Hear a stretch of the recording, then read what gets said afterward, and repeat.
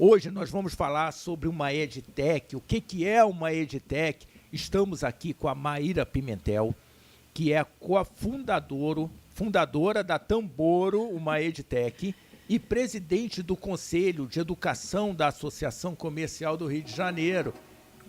Vem com a gente.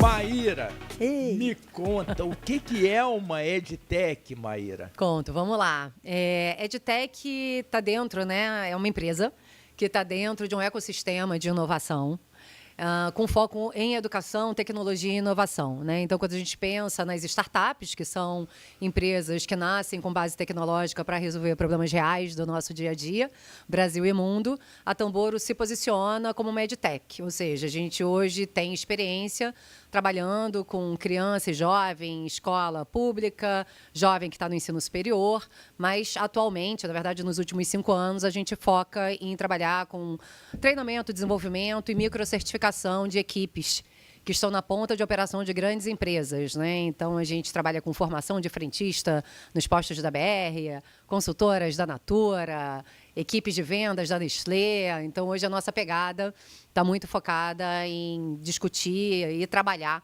sobre desenvolvimento técnico e comportamental de equipes em grandes empresas. Então, é uma empresa de impacto, né? A gente tem falado muito aqui das empresas de impacto, né? O que move quando você cria a empresa. Então, se você está falando de educação e inovação, você está gerando um impacto positivo na sociedade.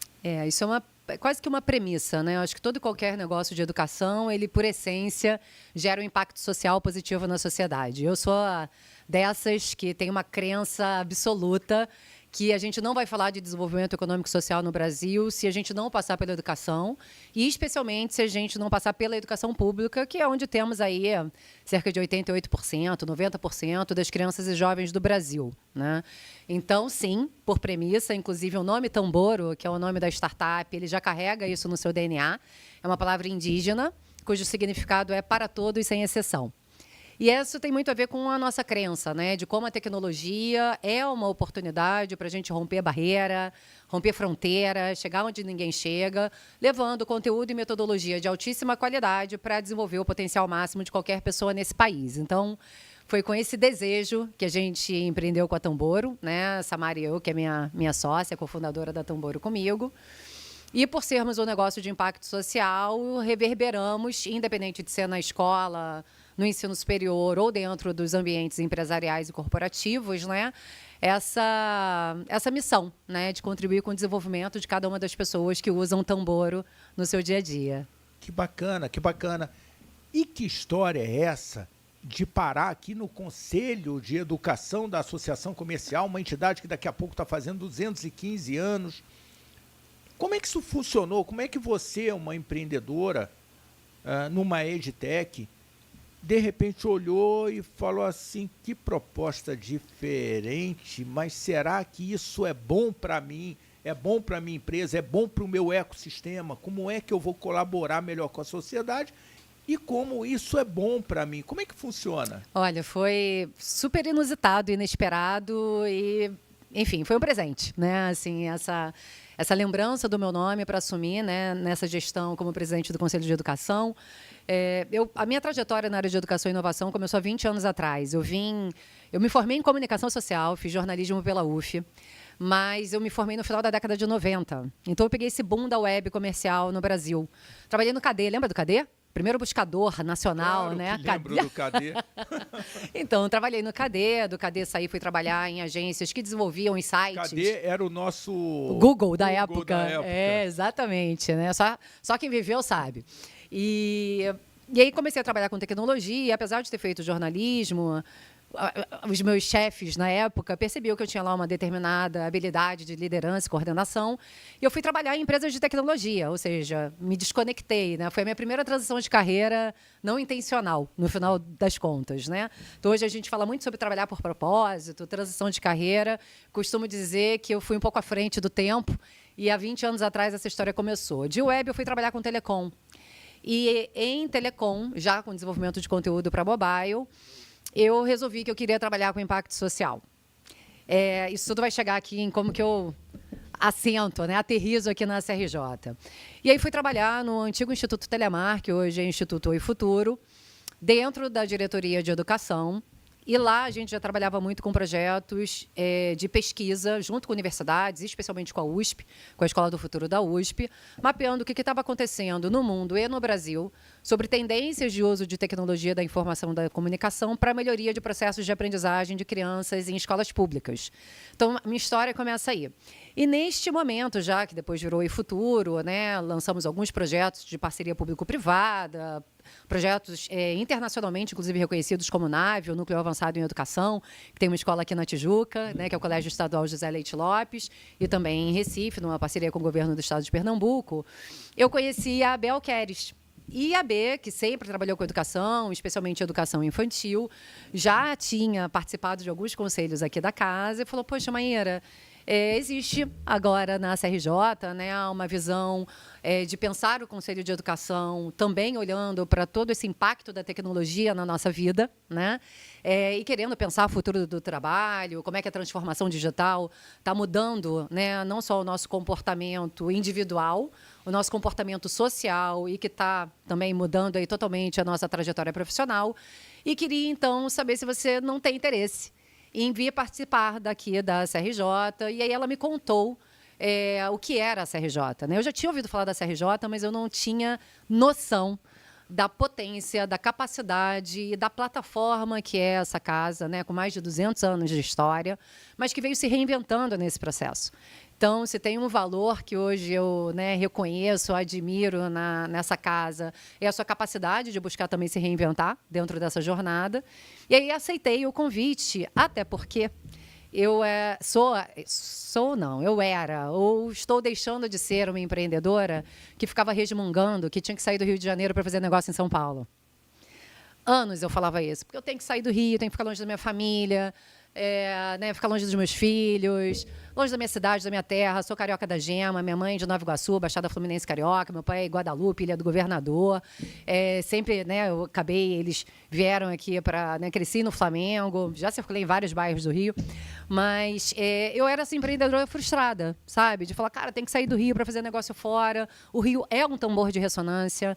Essa cidade, ela tem vocação para, né, um potencial criativo, uma capacidade de resolver problemas complexos, que é uma loucura, uma capacidade de acolher, de colaborar. Eu falei, como é que a gente está deixando o Rio de Janeiro se esvaziar?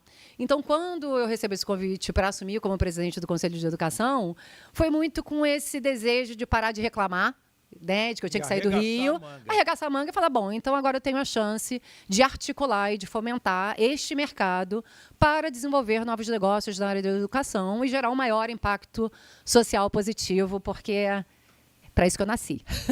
Legal, legal.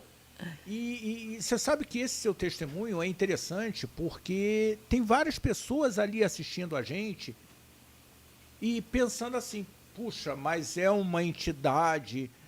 um prédio lindíssimo, um painel de Saju extraordinário no foyer da associação. Puxa, mas eu tenho receio. Será que tem gente real lá dentro fazendo a coisa acontecer? Está aqui a Maíra. Tá aqui a Maíra. E eu entendo todo mundo que pensa isso, porque eu lembro que a primeira vez que eu entrei aqui, ela é uma casa que ela carrega essa história, né, na sua arquitetura, né, no seu mobiliário, nos seus painéis. Então, nós, pessoas comuns, que nós somos, né, e todo mundo que está aqui nesta casa são pessoas comuns, como eu, como você. Sim. Mas quando entram, percebem, sentem a imponência de tudo que está aqui. E o que eu acho que é mais legal dentro desse processo, foi também o que me mobilizou muito a querer assumir, né, esse desafio, né, de estar como presidente do conselho, pensar um conselho plural, um conselho diverso, que pudesse, junto com outros conselhos da casa, articular e pensar como é que a gente desenvolve negócios nessa cidade, para ser uma cidade que a gente tenha prazer e orgulho, né? De morar, de se divertir, de trabalhar. Como diz o Josier. Como diz o Josier, é maravilhoso. Assim, eu brinco que ele me capturou nessa frase, né? Porque essa é a minha crença também.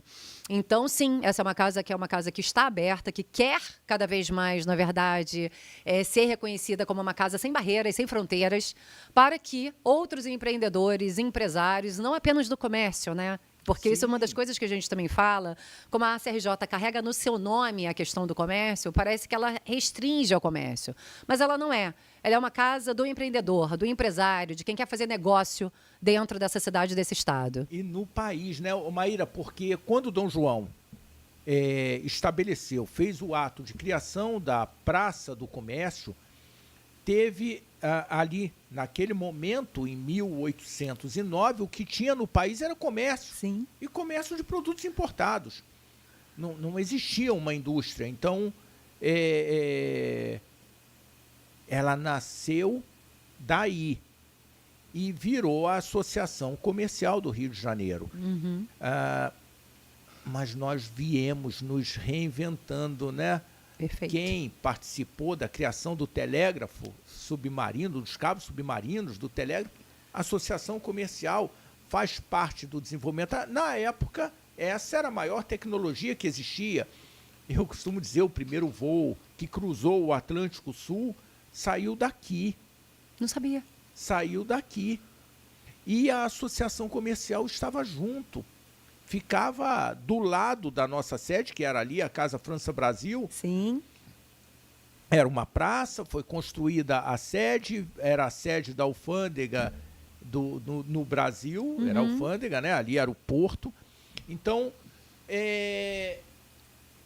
como é que você vê, olhando agora já para essa questão da educação, o seu conselho, que você tem lá, os seus pares, a AB, que é extraordinária,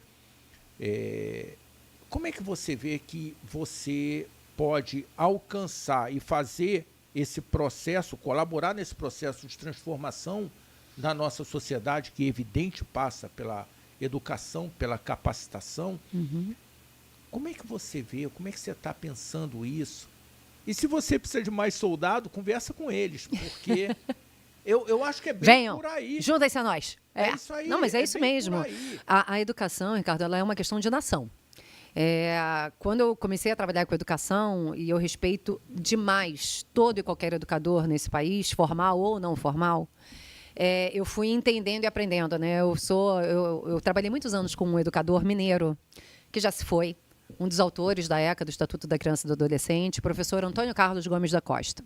E o professor Antônio Carlos, ele foi um dos grandes nomes, estamos falando aí também de década de 90, de apoiar as grandes empresas que começavam a criar os seus institutos e fundações de responsabilidade social corporativa, que hoje, né, na linha do tempo, a gente está falando de ESG, né, mas lá atrás outros nomes, né, e uma outra visão, uma visão limitada aos desafios daquele momento. E o professor Antônio Carlos Gomes da Costa, ele falava que todo adulto é um educador potencial. Porque ele já viveu na sua vida experiências, ampliou o repertório, acumulou experiências que podem e devem contribuir com o desenvolvimento das crianças e dos jovens. Então, apesar de eu ter feito, né, o meu jornalismo, fiz as minhas especializações, né, um MBA em responsabilidade social e terceiro setor e etc., quando eu entrei dentro de uma escola pública para pensar o desenho de projetos de impacto social com política pública em educação, eu entendi o tamanho da complexidade, porque a escola ela é um ecossistema que representa a sociedade como um todo. Na figura do jovem, na figura do educador, na figura da coordenação e da gestão, na figura da família, da comunidade, do que está no entorno. Então, tudo que você consegue realizar e desenvolver numa escola que tenha êxito e sucesso, você pode ter certeza que isso depois consegue reverberar de forma positiva na sociedade como um todo. Então, estou fazendo aqui essa reverbera, né? Porque a criança fala, papai, o sinal fechou. Querida, eu vi. Papai está freando. Em todos os momentos, né? Em todos os momentos, em todos os contextos. Então, na hora que a gente dá olha para a educação como essa grande plataforma, né? Se conecta com o que está acontecendo hoje aqui, falando de SRJ, porque é o nosso território aqui e o nosso espaço de comunhão. E quando você brinca, né, Maíra, faz um chamado aí para os, né, mais pessoas que queiram. Eu reitero a minha fala de que a educação ela não é uma questão só de educadores. Ela é uma questão mais ampla, porque a educação é uma das grandes oportunidades, mas um dos grandes desafios que a gente tem de maior complexidade. E quando a gente pensa o conceito do que é um problema complexo, é aquele problema que ele não tem uma única forma de ser resolvido. E que, para a gente pensar soluções e caminhos para resolver os grandes desafios que a gente tem de educação, a gente precisa de muitas competências, de muitos saberes. Então, pensar a educação, seja ela na educação básica, seja no ensino superior, no ensino técnico, seja dentro do universo corporativo, e especialmente agora no universo corporativo, porque a gente nunca mais vai poder parar de aprender. Especialmente com um processo aceleradíssimo de transformação digital que já acontece há décadas, mas que eu acho que a ficha das pessoas caiu, especialmente durante a pandemia. A gente olhou para várias ferramentas que estavam ali, não todas, eram elas já estavam lá, elas já estavam entre nós, Uhum. mas a gente não percebia. E dependendo de cada indústria, de cada segmento, você tem maior ou menor nível de maturidade digital.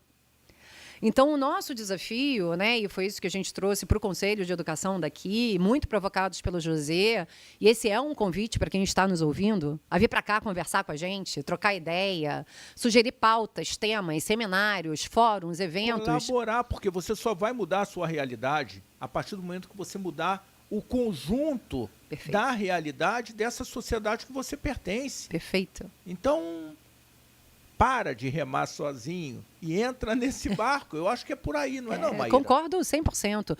Não existe forma da gente avançar se a gente não colaborar e se a gente não pensar junto. E quando a gente, às vezes, pensa nos desafios que a gente tem, seja no nosso negócio, seja ele um pequeno, né, um microempreendedor, pequeno, médio, uma enterprise, uma grande empresa, eu tenho uma frase clássica que eu digo há anos, que é: todo CNPJ é composto de um monte de CPF. E muitas vezes a gente responsabiliza, né? Porque a empresa, aquela entidade... Não, a empresa não faz isso, cara pálida. O que você está fazendo por isso? Exatamente isso. O que você está falando? O que você está reverberando? O que você está fazendo de diferente para mudar esse processo? Como é que você está se comportando com os seus pares dentro da organização? A cultura passa pela sua cultura. O tempo inteiro. A cultura é feita por pessoas. Sim. Né? Quando você fala de cultura organizacional, é aquele DNA daquele organismo. As empresas são organismos vivos, compostos de vários, né, seres que estão ali orbitando. Então, independente do seu porte como empreendedor, né, do micro à enterprise, esses desafios se colocam em diferentes escalas. Então, essa inquietude de discutir a questão do atravessamento da tecnologia nas nossas vidas, que mudou totalmente a forma como nós nos comportamos na nossa vida pessoal, nossa vida social e nossa vida profissional, impacto da inteligência artificial chegando aí de uma forma extremamente acelerada. Eu até parei para rever, não sei se você viu aquele filme... gente, eu sou horrorosa com nomes. Her. Né, a tradução, que é quando... Eu esqueci dos atores que são famosérrimos. Acho que é Scarlett Johansson, que inclusive faz a voz do sistema operacional, e ele se apaixona por ela. Esse é um filme de 10 anos atrás, gente. Nada mais up-to-date, nada mais contemporâneo. Eu revi esse filme este final de semana com meus filhos, meu marido, e a gente falou, cara, já está acontecendo. Olha isso. Era um filme de 10 anos atrás. Está tudo muito mais rápido, né? A nossa sensação, né? Aquela coisa que você fala, meu Deus, mas como assim? Já chegou em junho. Meu Deus, já é o Natal, né? Porque é isso. Hoje eu estava na Rocinha, que eu comentei com você, a gente tem um projeto que trabalha com desenvolvimento de soft skills e match com o primeiro emprego, usando inteligência artificial para fazer esse match mais assertivo do jovem com a vaga. E esse projeto roda aqui na Rocinha também, começou em Ribeirão Preto e roda aqui na Rocinha. Eu estava conversando com eles sobre a questão da nossa capacidade de administrar o tempo. porque o que eu ouço dos meus filhos, né, eu tenho uma de 17, um de 21, é que, porque eu não tive tempo, eu não tive tempo. Eu falei, não teve tempo, não. Você não priorizou. O meu avô falava isso. Tempo, quando eu dizia para ele, eu comecei a trabalhar com 14 anos na empresa, e aí eu falava, avô, mas não deu tempo. Ele falou, quem faz o tempo é você. Perfeito. Sábio. Aí eu falava, tomar uma água ali, vô. Vou refletir um pouquinho ali conversa. sobre. É isso. Então, o desafio que a gente está vivendo nesse mundo contemporâneo, quando a gente pensa em empreender, negócio, né? É o que a gente está priorizando. Então, quando eu priorizei aceitar esse convite, né, e dedicar meu tempo e minha energia junto com todo esse grupo super competente, disponível aqui na CRJ, foi exatamente para que eu pudesse não só colocar a serviço desta casa, de todo mundo que orbita esse ecossistema, e das pessoas que ainda não orbitam, né, mas que aqui vamos reiterar. Sendo beneficiadas também por esse processo, com né? certeza, porque tudo está conectado, né? É física quântica pura aí, né? Tudo é energia, está tudo conectado e reverberando. Então, quando a gente veio para cá, veio exatamente para potencializar essa discussão sobre impacto da tecnologia e da transformação digital, futuro do trabalho, juventudes, né? A gente tem, se eu não me engano, no Rio de Janeiro, eu vi uma pesquisa, posso estar errando aqui no número, se eu errar, me perdoem, mas acho que são cerca de 480 mil jovens dentro da categoria nem, né? Perdemos aquele bônus demográfico, né? Deixamos essa onda passar lá atrás, população cada vez, né, envelhecendo mais por mais tempo, então nossa pirâmide demográfica também mudou para caramba, então a gente tem um desafio absurdo vindo pela frente, que já está posto, né, e ele tende a crescer cada vez mais. Então, discutir pessoas em idade produtiva, inclusão produtiva, empreendedorismo, juventude, longevidade, isso tudo atravessado pela questão da tecnologia, para mim, assim, minha intuição, junto com as várias estatísticas, pesquisas, papers que eu leio, dizem que este vai ser o caminho para a gente seguir apostando e falando de desenvolvimento econômico e social através de educação. Ô, Maíra, você falou dessas questões todas da inteligência artificial e todas essas ferramentas que existem, e a gente ouve, por vezes, as pessoas falarem, não, mas agora acabou, o mundo acabaram os empregos, a gente está falando aqui, né, o futuro, acabaram os empregos. E aí eu estive conversando com o Denizar, que é o presidente do nosso conselho, Denizar Viana, do Conselho de Saúde aqui da associação. Falei, Denizar, nós fizemos uma conversa aqui no podcast que foi extraordinária com um especialista em iluminação e com o doutor João. E o doutor João estava falando, olha, a iluminação ela tem uma relação direta com a minha mente. Acho até que vocês deveriam conversar com um neurocientista, porque a gente começa a explodir onde que nós podemos chegar. E essa conversa foi uma conversa para trazer visibilidade para um empreendedor, se no negócio dele a iluminação está adequada, se o funcionário, o colaborador da empresa tem as condições ou as melhores condições para desenvolver melhor o seu trabalho. Perfeito. E aí ele falou dessa questão do neurocientista. E estive conversando com um clube de futebol, com o Flamengo. Opa!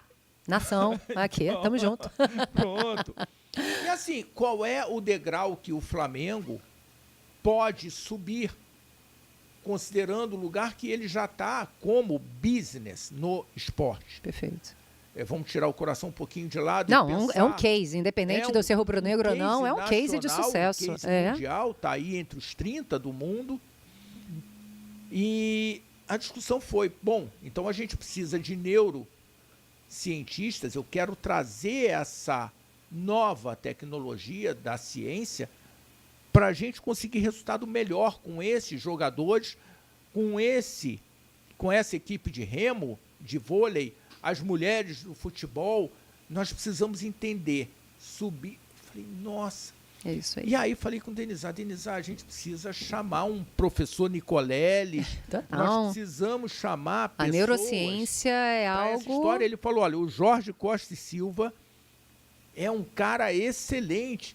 Então, a gente já está aqui tentando contato com ele, porque tem relação direta com o que você está dizendo. Gente, me convida. Vou assistir esse podcast muito. É neurociência. Eu estudo muito a questão da neurociência da aprendizagem. E é isso, na verdade, a neurociência aplicada a todo e qualquer contexto. Porque sabe, é isso, Maíra, né? É isso, você sabe. E ali a gente estava discutindo sobre iluminação, e o doutor João até lembrou bem, falou, olha, é iluminação e é qualidade do ar interno nos ambientes. Porque quando você não tem renovação de ar, você tira o alimento do cérebro, que é o oxigênio. Perfeito. Aí a educadora fala, menino, você está dormindo.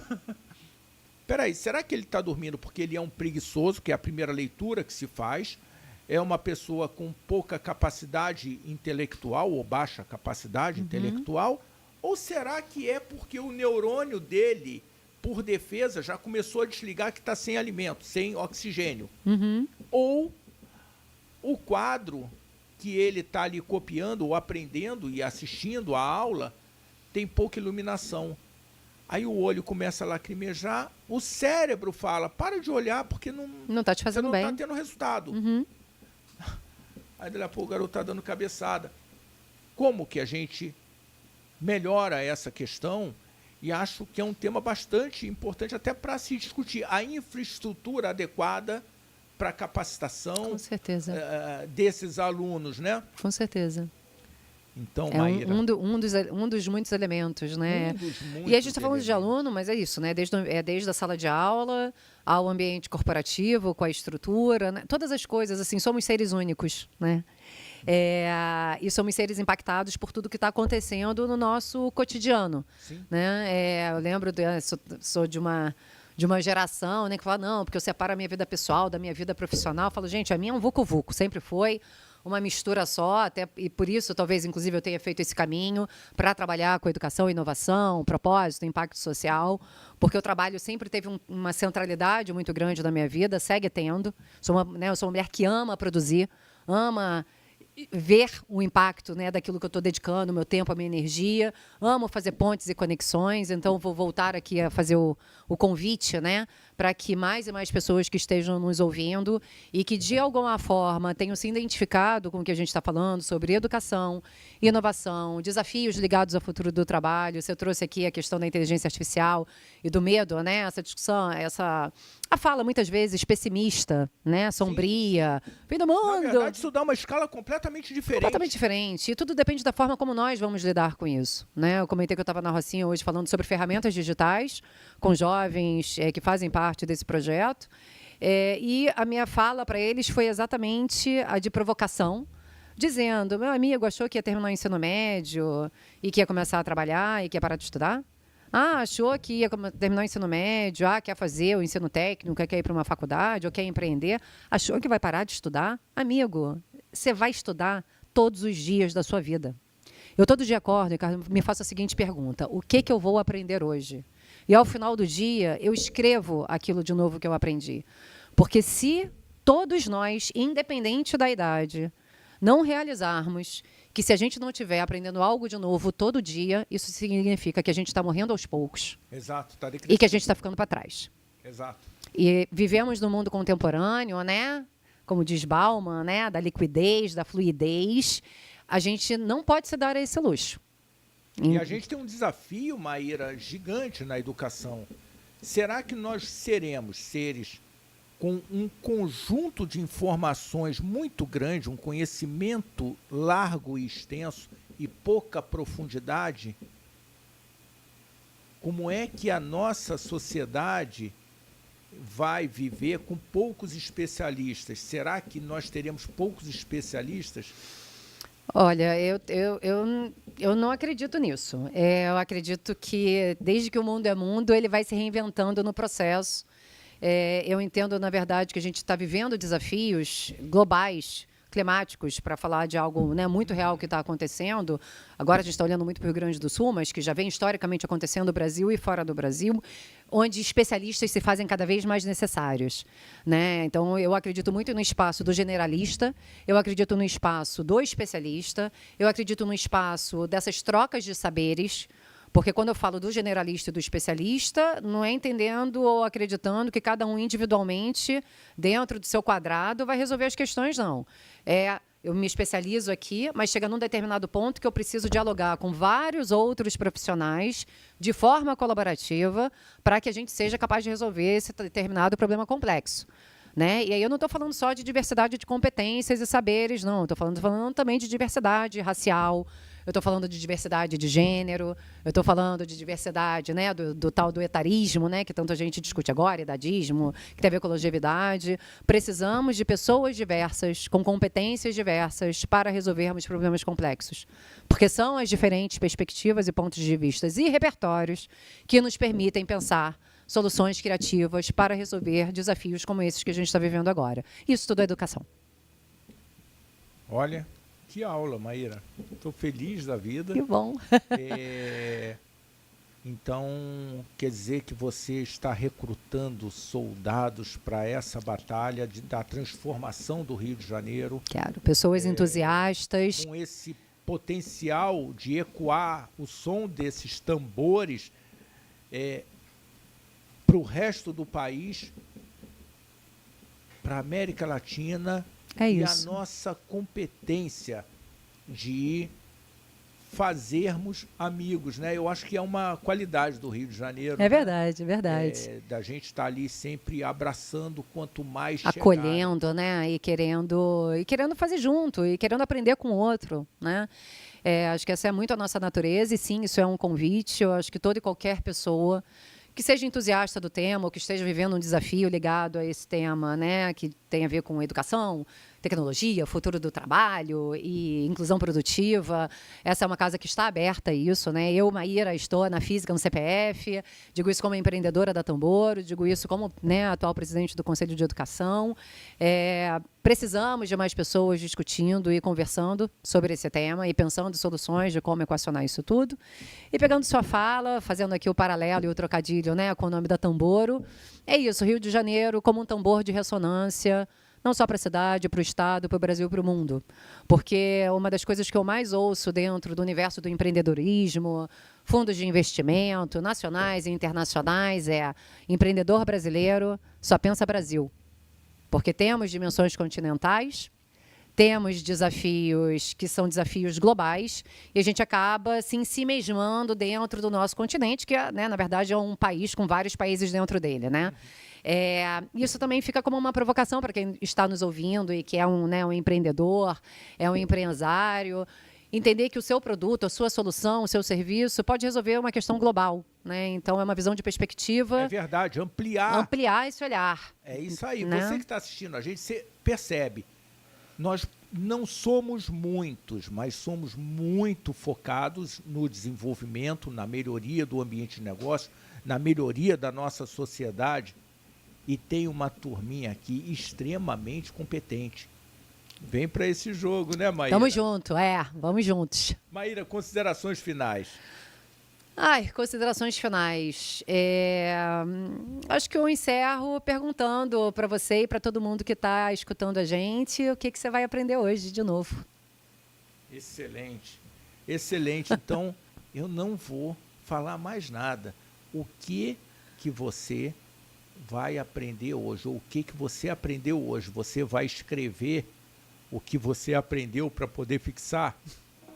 Continua com a gente.